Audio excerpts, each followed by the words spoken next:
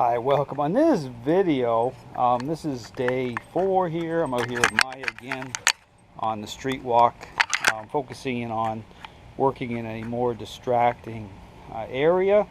So again, like the video prior where I had her out in the street, again, I'm going to be continuing to advance the process by way again of intercepting her state of mind as she's expressing. Right here, I just had a neighbor coming out with getting some groceries out of his vehicle, so I have her turned already and just nudging the leash, to, again, just like a little hey you, I call it.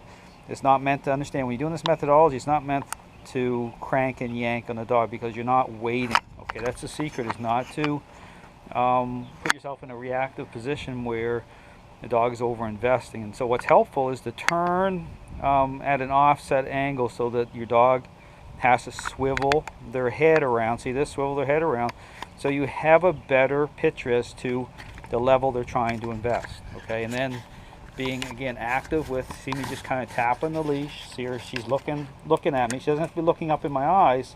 I just want a little bit of an inwardness and her start to settle down in terms of not investing. Okay, so, but again, understand, this is the issue about understanding where you're standing in the relationship at the very beginning, so you know what needs to happen in a proactive way to advocate change. That's the secret. So, you know, in terms of the intensity of the method, how active the method is, it all corresponds to the level of control the dog has gained in the relationship. So the integrity is going to be higher in certain situations, and then as the dog becomes agreeable and starts the right way, okay, and you start to fade in just like as a parent, then the method can start to diminish, okay, and then it's just basically just maintaining a certain level. So here, you know, I have her turned here slightly, and I'm going to advance here in a moment, start walking down the street. But again, understand that before you start walking anywhere, you want to make sure the dog is starting to kind of relax, okay, because it's same as before. If you start walking and the dog is investing and still very much the head swiveling, then you're better off just being stationary for a while longer and continuing to advocate. Okay, so here, you know, again, once she's settled down, what she is, she's starting to relax really well right now. You can tell too just by how, you know, she looks. You know, she's just starting to be calmer. Now that's not to say that, you know, if something else comes out. See her looking over here now. There's a neighbor out. You see him over there doing. See, I just kind of gave her a little tap with my knee, not to hurt her. I just gave her a little nudge with my knee to intercept. And here's, you know, see my knee here in a second. I'll show you. If she starts looking over, she's looking at, you know, just that little, see that little bit of a nudge, just a little bit of a nudge. Not meant to block her. It's meant to kind of assert a little moment of influence. But how you do it, it's proactive, so it's not meant to hurt her at all. Okay, it's just like a little bit of a nudge. Okay, and you do that too. You can do that too when you're walking or if you're turning. You know, you're blocking at the same time, but then you are making a little bit of contact. But it's the level of influence when you're doing that represents it's a lower level. Okay, and the dog is very agreeable to it. This is why, again, when you're doing the circle method, you pay attention. You watch some of my videos. You'll see the dog actually turn their head in for contact. Okay, because what's happening is they're finding comfort the right way, and it starts to feel good for them because it's releasing the stress on the dog. So understand, people say, why would a dog want to be hit? Okay, that's how some people would interpret that.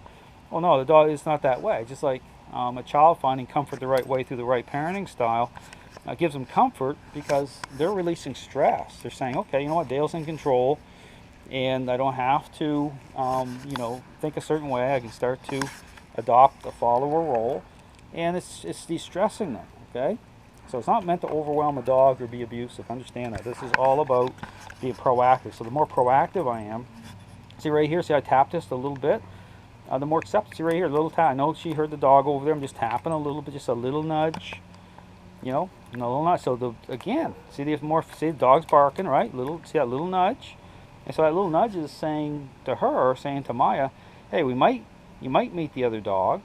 Look at her looking up, right? Like, okay, maybe. But it's going to be as a follower. Okay, that's the difference. So I already know that doesn't have a healthy way of connecting based on the level of control. So when she hears a dog bark, she's anticipating, she's overly investing, and so I need to, you know, intercept that a little bit. Okay? You know, after a bit, I'm not going to be so concerned about that, but right now I know it needs to happen, okay? So just a little bit of a nudge. It helps to de-stress her, okay? So we're just standing here, see a dog barking again. Now the neighbor over there, there's a privacy fence up. He used to have just a chain link, and he's got 2 dogs over there that are at the fence line. And again, that's always like an opportunity to work whatever dogs I'm working with here. But when I do that, be careful. Like if I'm using another dog, this happens to be, like in the last video, you see a couple dogs. You know, I never hover to wind up the dogs, okay? They just happen to be there anyway. I'll slow down a little bit, but you never want to aggravate a situation, okay? If you're taking advantage of something, you know, you don't want to make it out of control. You know, I'm not going to stop too long and hover too long because I don't want their dogs getting all wound up. Okay, that's not a good thing. I don't, you know, I'll pass by, but I'll take advantage of those little moments anyway because it's helpful for whatever dog I have. So I'm going to start moving here, Maya. So I'm going to start moving out in the street.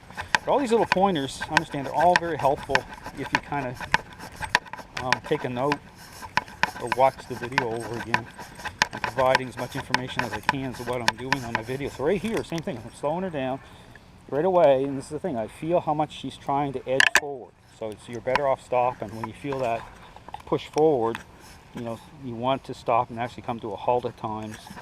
Because what a dog will do too, they'll start to do what they'll start card counting you. They start to anticipate, okay, your movements, and they'll start to tie it in to say, well, you know, he walks, you know, 0.5 miles an hour and stops 5.5 times or whatever, and you know, and I get what I want anyway at the very end because I get to meet another dog. Okay, be careful with that. That's like dogs will start to connect dots a certain way. That's why it's important to make sure that you're taking your time and you're stopping, you're interacting the way that, you know, again, I advocate to really halt the dog's mind, make sure you're fading in. So what happens is dogs are they're amazing animals. They'll start to make certain connections, and then you're thinking that you're in control, and you're really not. They're in full control, and they're stopping, and they're making it look really good. And then you wonder why you still have problems, because they're playing the system, so to speak. They're playing you. Okay, it's that permissive type of dynamic. So, you know, you want to make sure you're really being intentional with making, you know, good contact. Same thing here. So I'm moving forward and tapping the leash a little bit. You see me tapping, just nudging her back. I want her floating right beside me. I don't want any sort of edging out front. Now I slow down here. Watch, I start tapping a little bit more. See, she came to a stand. Standing still. I'll put her back into the sit position. Same thing here. So moving forward again. I'm one-handing this. She sees there's another person out on the street here. And so when you see someone come out, you always want to pay attention to how if they're trying to fixate, and then you may have to turn a little bit if they're starting to, you know, focus in on that individual right here. Put her back into a sit.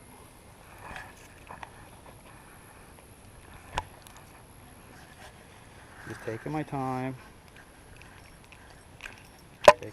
tapping a little bit. Tapping. See, there's a dog coming out here now too. So I'm at an angle. Okay, I'm at a little bit of an offset angle with Amaya. See that? Just a bit of an angle. You'll see the other dog in the background here. And so this gives me, again, just a slight angle here just to help in terms of revealing how much he's investing. So I'm not going at a total turnaround. I'm at a slight angle. So you can kind of create little angles. I'll move again once I'm, you know, pretty much feel good that she's not over-investing. I'm going to turn here again. Go back the other way. Again, she wants to sniff the grass. I'm not letting her, okay? We did our business before we started on the walk, so I know she's good that way. That's the other thing. You don't want the dog investing, okay? When we're out together, this is her and I, and in terms of right relationship, okay? I want to keep her nose up. I want to keep her head up. I want her to float beside me and be agreeable with that, okay? So I'm working the method.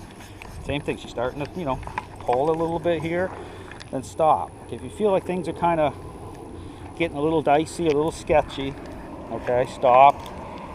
Put the dog back in, interact with the dog back into a sit position, and then this is kind of like resetting, and then move again. Okay, so again, same thing. If you ever feel like things are a little sketchy, Dog's starting to pull to the side and stuff. You're better off coming to a halt, doing the push-pull. Same thing right here. See, I'm tapping a little bit. Because here's the thing, if you stop over and over again, the dog starts to expect that. Okay, and it starts to slow them down, not just physically, but in terms of their state of mind. So same thing, stopping here, tapping a little bit, we'll move again. Lots of activity today. My neighbor's getting their roof re-shingled, so they're not up there yet hammering, but they will be soon. Okay, now put her back again into the sit. Slowing her down. Lots of traffic, cars coming here. Cars pulling out, just tapping. You know, the more active, the better. That's the thing with the system, about overcoming everything. It's not about avoiding situations, but at first you do create some boundaries because you want, you know, to keep the distractions at a kind of a lower intensity at first, and but then you're ramping things up. Doing great. We're back at the house. Put her back into the sit.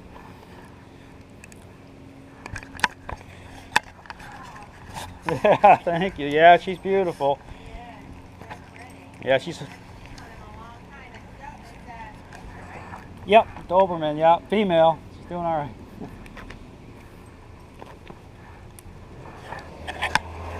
Great. You too. Thanks. So, neighbor stopping saying what a beautiful dog Mai is. Nice compliment. And she is. She's a beautiful dog. I mean, this is the thing about, you know, dogs I work with. I mean, all of them are beautiful in their own way. I mean, even the ones that you'd look at and say, that's an ugly dog. I don't see it that way. I mean, it's all about relationships. So, you know, when you have a beautiful relationship and the dog is a follower, then that's what really matters, because it's about depth. Okay, it's not about appearances. But saying that, Maya absolutely is a beautiful dog for sure. She's got great coloring. Yeah, I'm going to keep putting her back into a sit here for a moment. So again, she's doing really well. I'm going to be advancing here with my dog, with Polly here, very quickly. So